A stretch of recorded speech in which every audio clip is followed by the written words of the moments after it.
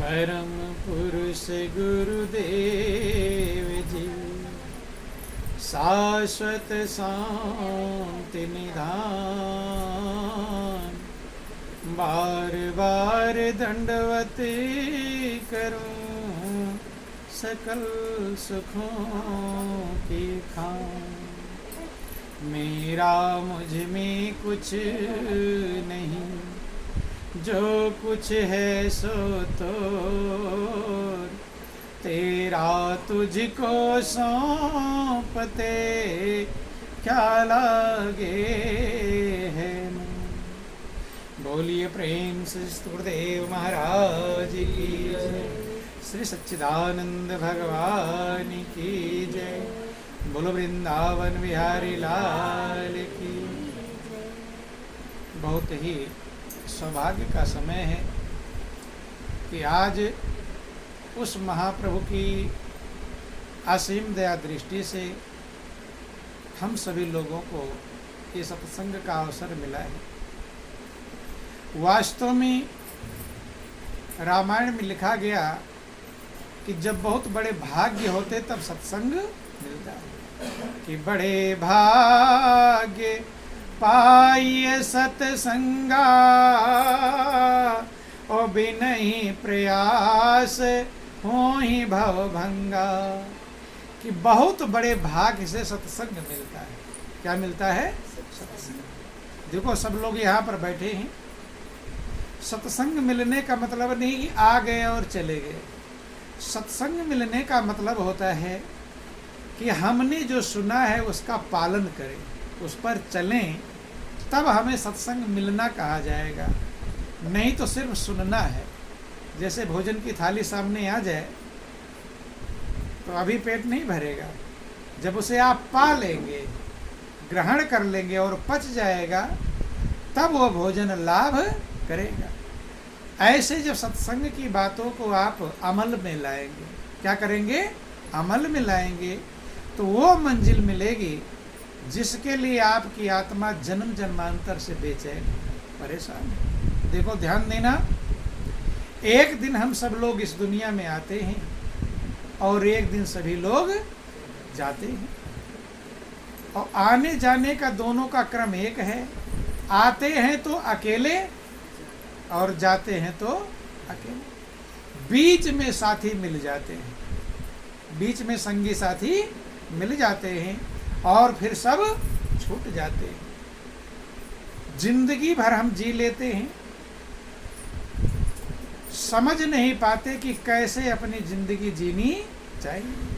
आज सोचते ऐसा कर ले तो सही रहेगा, कल सोचते ऐसा वाला कर ले तो सही रहेगा, फिर सोचते ये कर ले सही रहेगा। इसी उधेड़ बुन में हमारी पूरी जिंदगी चली जाती है। क्या करना चाहिए था ये अधूरा रह जाता है। काम तो बहुत करते हैं कि लगता है कि अभी वो नहीं कर पाए जो करना चाहिए, और जाते समय पछता कर चले जाते हैं। क्या करते हैं? पछताते हैं। क्योंकि अगर वो काम कर लिए होते तो पछताना नहीं पड़ता। तो थोड़ा मौका प्रभु ने दिया है, थोड़ा गौर कर लो, थोड़ा ही समय लेंगे आप लोगों का, विचार कर लो बंधुओं। ध्यान देना, इस दुनिया में हमें प्रभु ने क्यों भेजा है, क्यों आए हैं? अगर आप ये सोचे खाली खाओ पियो कमाओ सो और बच्चों का पालन करो, इतना ही काम है, तो इतना काम तो पशु भी कर लेते हैं, कीड़े मकोड़े भी कर लेते हैं, भेड़ बकरी कर लेते, नहीं कर लेते। मनुष्य अपने लिए बिल्डिंग बनाता है, चिड़िया अपने लिए घोंसला बनाती है, चूहा बिल बना लेता है, और जिनको नहीं बनाना आता वो ऐसे रह लेते हैं, कर लेते। अपने बच्चे सब प्रेम करते हैं। रामायण में लिखा गया कि हित अनहित पशु पक्षी जाना, और मानुष तन गुण ज्ञान निधाना। कि अपना हित अनहित जो पशु पक्षी भी जानते हैं, मनुष्य का जो जीवन है वो गुण और ज्ञान का खजाना है, भंडार है। इतना ही अगर हमने काम कर लिया, खाया पिया कमाया सोया और मरकर चले गए, तो फिर हमारे में और पशु में कोई अंतर, फिर मनुष्य की जिंदगी क्यों मिली है? गौर करना, विचार करना। देखो इस जिंदगी का लक्ष्य क्या है इस जिंदगी का एक लक्ष्य है कि हमें वो सहारा मिल जाए जो सहारा कभी छूटे नहीं। और सब लोग सहारा ढूंढ रहे हैं, नहीं ढूंढ रहे। ध्यान समझना, जब हम छोटे बच्चे थे तभी से सहारा ढूंढ रहे हैं, नहीं ढूंढ रहे हैं। देखो, गौर करना, विचार करना। छोटा सा बच्चा होता है, खाना खा रहा होता है और माँ उठकर जाने लगती है, तो खाना खाता है कि छोड़कर भागता है? क्या करता है? खाना भी छोड़कर माँ के पीछे भागता है। ये किसने समझाया उसको? किसी ने कहा कि जब माँ जाने लगे तो पीछे दौड़ना? ये किसी ने पढ़ाया? अभी तो स्कूल में भी नहीं गया, क्यों भागता है? गौर करना। अंदर में ज्ञान है कि ये माँ ही मेरी सहारा है, यही मेरी सब कुछ है, और ये जा रही है, ना जाने गायब हो जाए। जो जो उसके अंदर होगा, क्या है अंदर कोई नहीं जानता, लेकिन सब बच्चे के अंदर ये मौजूद रहता है। कोई माता पिता पढ़ाते नहीं कि जब हम उठकर जाएंगे तो पीछे पीछे भागना, पढ़ाते हैं नहीं। अपने अंदर में ये खोज है, सहारा ढूंढ रहा है, यही मेरी सहारा है और ये छूट ना जाए। वहीं से हम सहारा ढूंढ रहे हैं और बड़े होते हैं, तमाम सारे सहारे मिल जाते हैं। धन का सहारा पकड़ लेते हैं, परिवार पुत्र का सहारा पकड़ लेते हैं, हित मित्र रिश्तेदारों का सहारा पकड़ लेते हैं, कार कोठी बिल्डिंग का सहारा पकड़ लेते हैं, प्रधानमंत्री और मुख्यमंत्री का सहारा पकड़, नेताओं का पकड़ लेते नहीं, विधायक के पीछे पीछे दौड़ते हैं। सहारा ही तो है। सोचते कहीं झंझट आ जाएगी, विधायक फोन करेगा, एमपी एमएलए फोन कर देंगे, बच जाएंगे। सहारा। ध्यान देना, आप अपने आप को, इस सत्संग जो होता है ये किसी दूसरे कहानी नहीं है। देखो, भागवत इत्यादि होता है, भगवान कृष्ण की कहानी सुनते हैं, रामायण भगवान राम की कहानी सुनते, तो कितनी कहानियां सुना है आपने। लेकिन सत्संग का मतलब आपकी कहानी, किसी कहानी, अपनी कहानी सुनना है। दूसरे कहानी तो बहुत सुन लिया, क्योंकि वो जो कहानियां आप सुनते हैं वो कहानी खत्म हो चुकी है, नहीं खत्म हो गई, लेकिन एक कहानी चालू है, अभी खत्म नहीं हुई है, और वो है अपनी कहानी। खत्म नहीं है, चल रही है। और यही महत्वपूर्ण है कि चल रही है। जब से हम पैदा हुए तब से हमारी कहानी चालू हो गई। तो क्या अपनी कहानी पर कभी विचार करते हैं? कहाँ कहाँ मेरा जीवन गुजरा है? जो विचार करता है वो भाग्यशाली है। बंधुओं, आपकी कहानी चल रही है, इस कहानी में बदलाव कर सकते हैं। क्या कर सकते हैं? बदलाव। अच्छा जा रहा है तो बुरा बना सकते हैं, और बुरा जा रहा है तो अच्छा बना सकते हैं। इसलिए आप भाग्यशाली हैं। बोलिए प्रेम से गुरुदेव महाराज की, बोलो वृंदावन बिहारी लाल की। कहानी चालू हो गई जिस दिन हम पैदा हुए, और खत्म होगी जिस दिन हमारा अंत होगा। बंधुओं, ध्यान दें, मेरी कहानी किधर जा रही है, ये विचार करना चाहिए, ये समझना चाहिए। हमने तमाम सारे सहारे ढूंढ लिए, सबके पास, जिसके पास थोड़ा धन होगा, थोड़ा आकड़ कर चलता होगा कि मेरा सहारा मजबूत है। हित मित्र, किसी का मुख्यमंत्री मित्र होगा तो अहंकार में चलता होगा। तो किसी का सहारा कमजोर है और किसी का सहारा मजबूत है। लेकिन ध्यान देना, गिन लो अपने सहारों को। जितने सहारे आपने पकड़ रखे हैं ये सब छूट जाने वाले हैं, नहीं छूट जाने वाले हैं। अभी मृत्यु का समय आ जाए, कौन सा सहारा काम में आएगा? न धन का सहारा काम में आएगा, न परिवार पुत्र का सहारा काम में आएगा, न मुख्यमंत्री प्रधानमंत्री का सहारा काम आएगा, न आपकी अकल बुद्धि का सहारा काम में आएगा। महापुरुष कहते हैं कि अगर इसी में रह गए जो छूट जाने वाला है तो हम पिस जाएंगे। क्या हो जाएंगे? पिस ही तो रहे हैं, तभी तो बेचैन हैं, अशांत हैं। महापुरुषों ने कहा कि चलती चाकी देख कर और दिया कबीरा रोए, और दो पाटन के बीच में साबुत बचान को। वही कोई स्त्री हाथ की चक्की से अब तो नहीं चलती, पहले चलती थी, गेहूं पीस रही थी। कबीर दास और उनका बेटा कमाल दोनों जा रहे थे। अब देख खड़े हो गए देखने के लिए, गेहूं डाल रही है, पीस रही, आटा बनकर निकल रहा है, फिर डाल रही, फिर कबीरदास रोने लगे। तो कमाल ने कहा, पिताजी क्यों रो रहे हो? कि देख रहा नहीं बेटा क्या हो रहा है, ध्यान देना, बात नहीं करें। बोलो वृंदावन बिहारी लाल, ध्यान देंगे। बेटे ने पूछा कि पिताजी क्या बात है, रोने वाली कौन सी बात? क्या बेटा देख नहीं रहा क्या हो रहा है? कि क्या हो रहा है? गेहूं डाल रहे और पिस कर निकल रहा है। कि बेटा इतना ही नहीं है, पूरा संसार ही पिस रहा है। दो पार्ट क्या है? सुख और दुख। कभी आपको सुख मिल जाता है और कभी दुख मिल जाता है। हानि और लाभ, कभी हानि हो जाता है, कभी लाभ हो जाता है। अच्छा और बुरा, कभी अच्छा समय आ जाता है, कभी बुरा समय आ जाता है। इसी दोनों पार्टों के बीच में अंधकार है, प्रकाश है, ज्ञान है, अज्ञान है, पाप है, पुण्य है, अच्छा है, बुरा है, दिन है, रात है। ये दो पार्टों के बीच में सारा संसार पिस रहा है। पिसने का मतलब बेचैन है, अशांत हैं, टेंशन में हैं, चिंतित हैं। और आज आप गौर कर लेना, कब कौन फांसी लगाकर मर जाएगा कुछ भरोसा है? पहले का समय तो अलग था। आज तो या तो दूसरे को मार डालेंगे या खुद मर जाएंगे। जरा सा बर्दाश्त की सीमा नहीं, सहन शक्ति नहीं। एक बात भी किसी ने कह दिया, वो बॉम्बे का एक जिक्र आया था अभी 2-3 महीने पहले। माँ ने बेटी को कह दिया, 16-18 साल की बेटी होगी, कि बेटी पढ़ाई कर ले। बेटी ने क्या किया, बेल्ट से माँ का गला बांधा और मार डाला माँ को। अब 8 दिन बाद पकड़ी गई। सोच लो, छोटी छोटी बातें। आज का समय ऐसा आ गया है कि मनुष्य छोटी सी बातों को बर्दाश्त करने की क्षमता, सहने की क्षमता नहीं। पिसना ही तो है।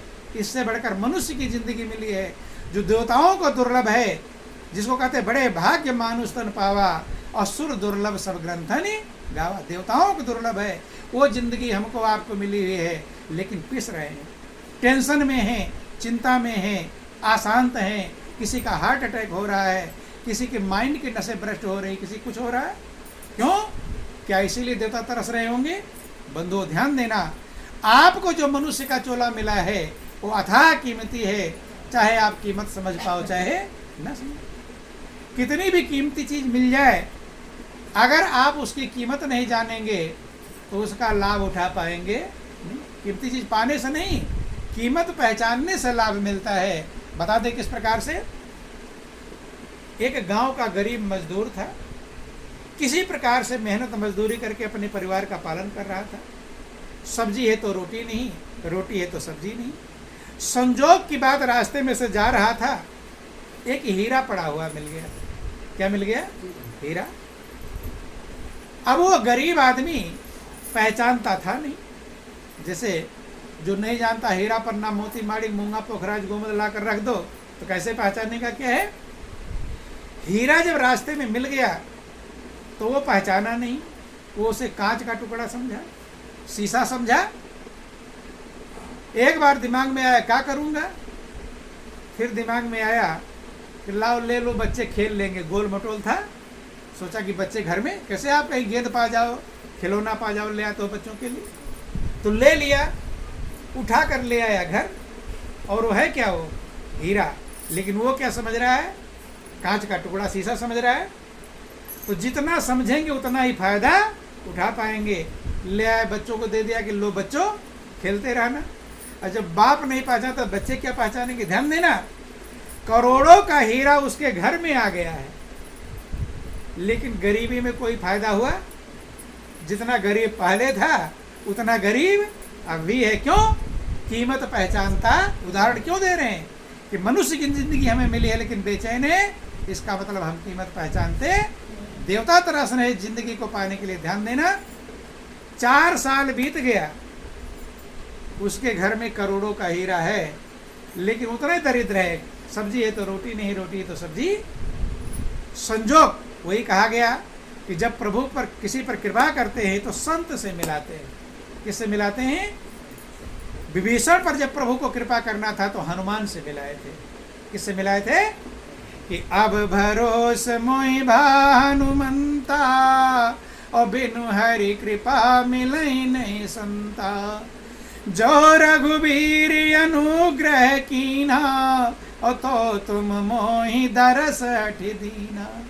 अब मुझे भरोसा हो गया कि मेरे ऊपर प्रभु कृपा बरस रही है, चूंकि प्रभु ने मुझे संत से मिला दिया, हनुमान से मिला दिया।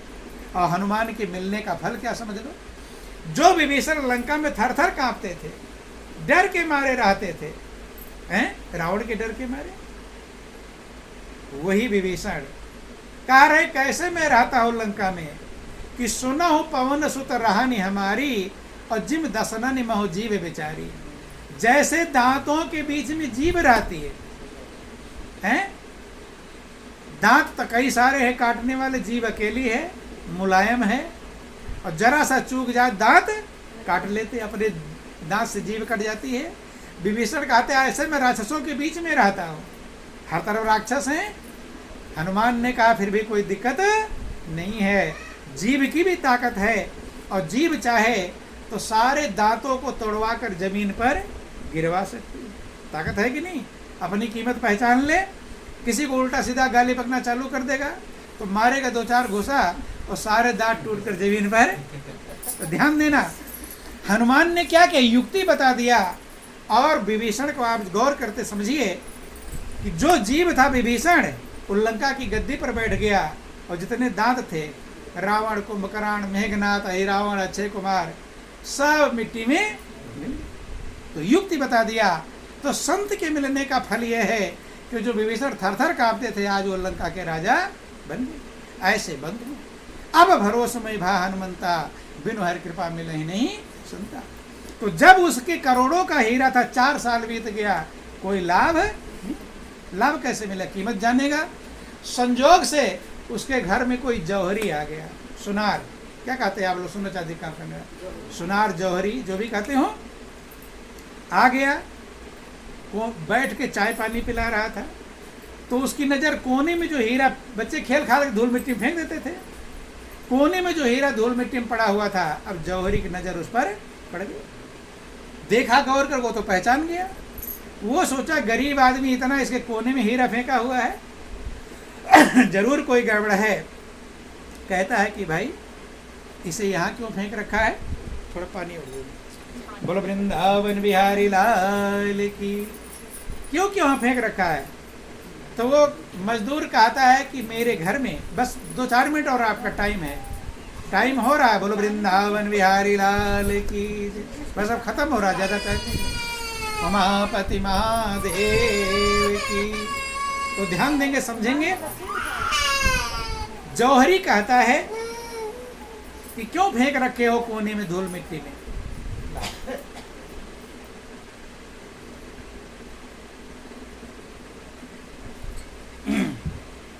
वो मजदूर बोलता है कि भाई रास्ते में ये कांच का टुकड़ा मिल गया तो बच्चों को दे दिया, खेल खाल के यहीं फेंके होंगे। जौहरी सर पकड़ करके बैठ गया कि ये कांच का टुकड़ा नहीं, ये करोड़ों का हीरा है, और तुम इस पूरे क्षेत्र के सबसे धनी आदमी हो, तुम्हारे जैसा धनी आदमी कोई भी।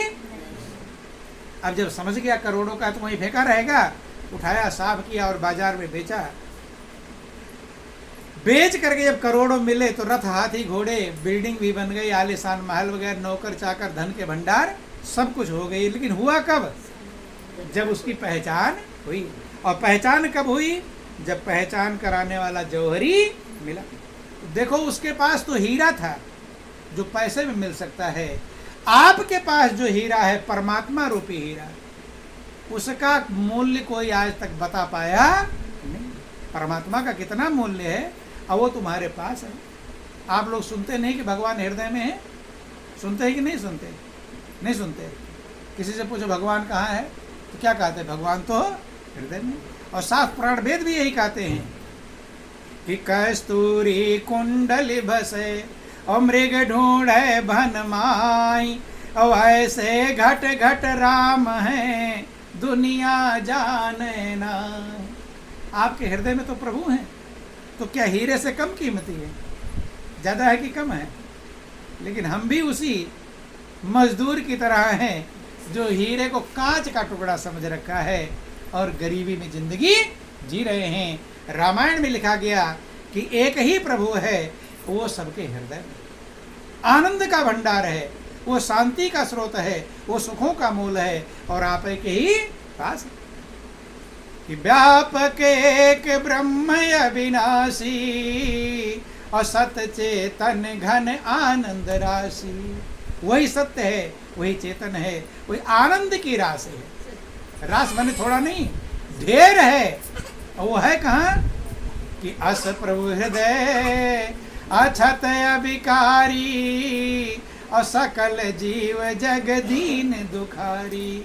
ध्यान देना, ऐसा जो आनंद का भंडार है, आनंद का सागर प्रभु है, वो आपके हृदय में। ऐसा नहीं कहा कि अमीर के हृदय में है, गरीब के हृदय में नहीं, पहलवान के हृदय में, कमजोर के हृदय में नहीं है, ऊंची जात के हृदय में, छोटी जात नहीं, सबके हृदय में प्रभु हैं।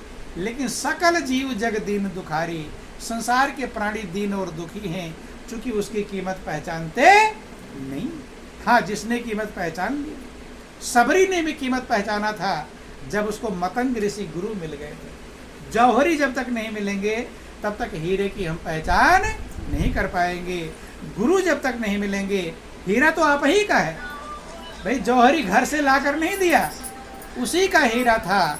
लेकिन कीमत जब तक नहीं पहचान पाया तब तक उसका लाभ नहीं प्राप्त कर पाया।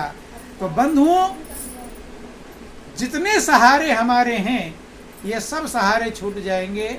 एक सहारा है प्रभु का, जो कभी छूटने वाला, और वो तुम्हारे पास है। लेकिन हम उस सहारे को पकड़ नहीं पाते। वही कहा कि चलती ठाढ़ी चाकी देखकर और दिया कमाल ठठाए, और जो कीली से लग जाए तो बाल न बांका जाए। चक्की चलती रहती है, सारे गेहूं के दाने पिस जाते हैं, लेकिन कील के पास कुछ दाने रहते हैं। कभी आप लोगों ने देखा होगा, जो कील है ना, कील, उसके पास कुछ दाने घूमते रहते हैं वहीं, लेकिन वो पिसते क्योंकि वो खाली जगह रहती है। ऐसे कील माने परमात्मा, परमात्मा रूपी कील है। अगर आप उसके करीब पहुंच जाओगे, दूर रहोगे तो पिस जाओगे। ध्यान देना, उसके पास पहुंच जाओगे फिर पिसने वाले, अर्थात वो परम सहारा मिल जाएगा। जब वो परम सहारा मिल जाएगा, फिर सारा संसार जिस दिन छूटेगा तो आपको हिम्मत रहेगी, साहस रहेगा कि मेरा प्रभु तो मेरे साथ में। लेकिन अगर उस परम सहारा नहीं मिल पाया, महापुरुष ये नहीं कहते काम धंधे मत करो, सबका ड्यूटी निभाओ। 50 साथी हैं, जिसके प्रति जो कर्तव्य है उस कर्तव्य को निभाओ, पालन करो। लेकिन एक साथी और बढ़ा लो, 51 कर लो। वो साथी कौन है? वो है परमात्मा। ताकि जिस दिन ये 50 हमारा साथ छोड़ेंगे कि नहीं छोड़ेंगे? 100% पक्का है कि सब साथ छोड़ेंगे तो आप अकेले खड़े होंगे, नहीं खड़े होंगे। अभी आपको कह दिया चलो अकेले रहो, तो रहना पसंद आएगा? हैं? अकेले रहना किसी को पसंद है? देखो ध्यान देना, आप जो जो चीजें चाहते हो सब सामान आपको दे दिया जाएगा और कह दिया जाए अकेले रहना है। एयर कंडीशन बिल्डिंग रहेगी, फ्रिज कूलर सब व्यवस्थाएं लगी रहेंगी, जो जो टीवी फीवी सब जो जो मांगोगे, सोने चांदी गहने फाने सारे कपड़े, जो खाना मांगोगे टाइम पर पहुंचा दिया जाएगा। बाग बगीचे फूल फुलवारी सब लगा हुआ है। मतलब आपको कुछ मेहनत करने की, टीवी देखो, घूमो टहलो, और आपको कह दिया जाए कि इस आलीशान एयर कंडीशन, ना उसमें सर्दी लगेगी ना गर्मी लगेगी, और कह दिया जाए कि अब इसमें अकेले रहो तुम, तो रहना पसंद आएगा? अपने दिल से पूछो। सब कुछ है, जो जो मांगोगे सब दिया जाएगा, लेकिन अकेले रहना पसंद है? तेरे याद रख लो, चाहे पसंद हो या ना पसंद हो, एक दिन अकेला होना पड़ेगा। वहाँ तो एयर कंडीशन मिल रहा है, तब अकेले नहीं रह रहे हो, और जब यहाँ से जाओगे तब एयर कंडीशन को ना जाने क्या होगा, कुछ भरोसा? यमराज के हंटर पड़ेंगे। तो महापुरुष कहते हैं कि जब अकेला होना पड़ेगा तो क्या हाल होगा। एयर कंडीशन में अकेला रहना पसंद नहीं कर पा रहे हो तो अकेला तो होना पड़ेगा। तो महापुरुष कहते उसका थोड़ा सोच लो, ये सत्संग इसीलिए मिला, विचार कर लो कि करो रे बंदे वा दिन की तदबीर, करो रे बंदे वा दिन की तदबीर, हाँ वा दिन की तदबीर, करो रे बंदे वा दिन की तदबीर, करो रे बंदे वा दिन की तदबीर माने उपाय, कुछ सोचो उसके बारे में। कौन से दिन की? कि जब यमदूत आन के घेरी हैं नेक धरे नहीं धीर, जब यमदूत आन के घेरी हैं नेक धरे नहीं। जब मौत का बुलावा आ जाएगा तू रुकेगा नहीं। कहा तो 1 मिनट रुक जाओ, बेटे को बता दूं बैंक में पैसा कहाँ पर रखा हो, रुकेगा? वो रुकने वाला नेक धरे नहीं धीर, वो 1 सेकंड रुकने वाला। और कब आ जाए कुछ भरोसे भी नहीं, बूढ़े हो जाएंगे तभी आ जाएगा, बच्चे का भी आ जाएगा, जवान का आ जाएगा, बूढ़े का आ जाएगा, कब किसका बुलावा आ जाए कुछ भरोसा। यही समझना है कि जब यमदूत आन के घेरी हैं नेक धरे नहीं धीर, जब यमदूत आन के घेरी हैं और मार के सोटा प्राण निकाले, मार के सोटा प्राण निकाले, बहनन से नीर, करो रे बंदे वा दिन की तदबीर, करो रे बंदे वा दिन की मार के सोटा, सोटा में डंडा, तो कोई देगा डंडा मार मार के प्राण निकालते हैं। डंडा दिखाई नहीं पड़ता लेकिन आदमी तड़पता हुआ दिखाई पड़ता है, नहीं दिखाई पड़ता। सूक्ष्म डंडा होता है वो दिखाई नहीं पड़ता, चीखता हाय हाय, पूरे मोहल्ले को उठा के रख सकते हैं, रख नहीं रखता। और कुछ तो एकदम बेहोश ही हो जाते हैं। बंधु गौर करना, ये विचार करना, उसी रास्ते हमको भी जाना है, इसलिए कुछ विचार जरूर करना चाहिए। बहे नयनन से नीर, आंखों से आंसू ढलते रहते हैं कि भाई बंधु और कुटुंब कबीला कोई नहीं लगी है तीर, भाई बंधु और कुटुंब कबीला कोई नहीं लगी है। कोई भाई बंधु कुटुंब परिवार वाले आपके संग साथी जाने वाले नहीं। और माल मुल्क को कौन चलावे संग न जाए शरीर, करो रे बंदे वा दिन की तदबीर, करो रे बंदे वा दिन की। भाई बंधुओं कौन गया, आपका शरीर भी आपका साथ छोड़ देगा। और यह सबके साथ होना है, या कोई बचेगा? कोई भी बचने वाला नहीं। फिर क्या करना चाहिए? तो महापुरुष कहते हैं उस परम सहारे को पकड़ लो जो तुम्हारा साथ ना छोड़े। कीली के पास खिसक करके पहुंच जाओ। कील माने प्रभु। और कैसे पहुंचोगे? ये रास्ता गुरु के बिना मिलता। गुरु गोविंद दो खड़े और काके लागो पाए, और बलिहारी गुरु आपने गोविंद दियो मिला। गुरु ही कील तक पहुंचाते हैं, प्रभु तक पहुंचाते हैं। इसीलिए मीरा को जब गुरु मिल गए तो महलों की रानी में शांति नहीं पाई, लेकिन गुरु के चरणों में जाकर जो शांति पाई, इतनी मगन होकर नाचने लगी। कहती पायो जी मैंने राम रतन धन पायो। गाते कि नहीं गाते आप लोग? महल में जब शादी हुई, हीरा मोती सोना मिला होगा, तब मगन नहीं हो पाई, तब नहीं गाई पायो जी सोना चांदी इतना महल पायो। मगन कब हुई? जब गुरु मिले कि पायो जी मैंने राम रतन धन पायो, पायो जी मैंने राम रतन।